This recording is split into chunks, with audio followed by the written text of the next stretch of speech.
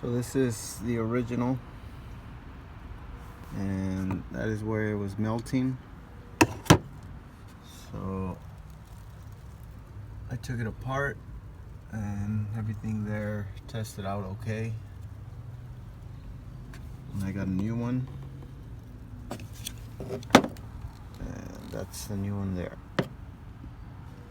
So hopefully this is the problem with why it won't start.